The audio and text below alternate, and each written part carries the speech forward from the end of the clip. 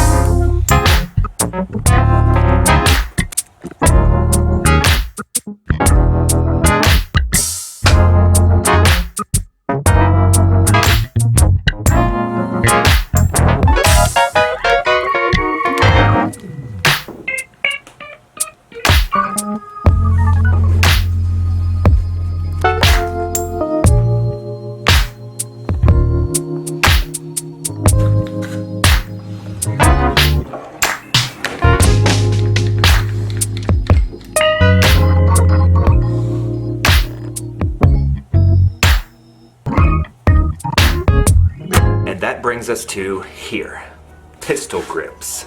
The first thing I want to do is cut off some of these edges so I can push it through a table saw like this and divide this into 2 separate pistol grips. I'm gonna get out the tools and get started.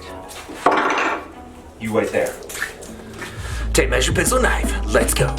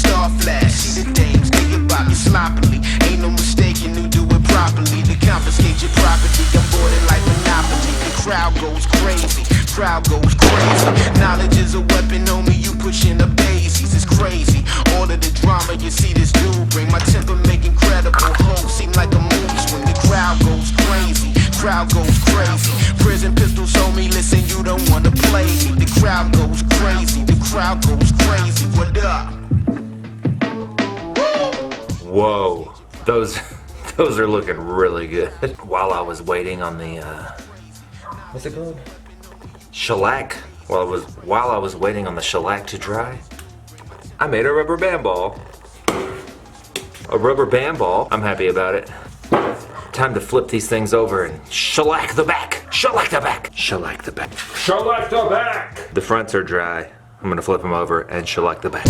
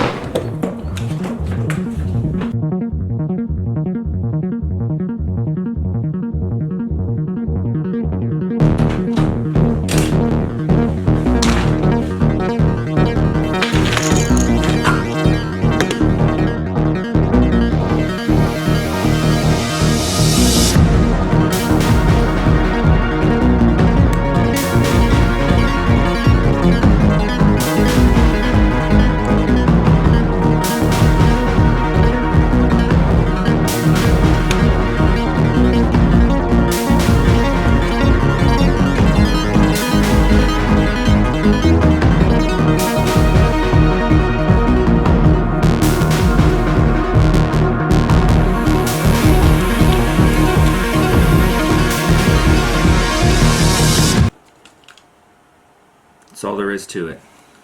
3D 1911 grips made from 3 different kinds of wood, and I know one of them is walnut. This was a fun build. I've been wanting to take this pattern with the 30-degree diamonds and make these little cubes. I've been wanting to make these 3D cubes into like a butcher block or something. Not a butcher block, a cutting board. A butcher block cutting board. Something like that. But I didn't want to commit to such a large project, nothing really big. So I thought, what else can I build with little tiny pieces of wood? 1911 pistol grips. It almost blends in with my flannel. It's like camouflage. That's it for this video. Thank you for watching. I'll see you next time. Go ahead and shoot that subscribe button with a 1911. Subscribe!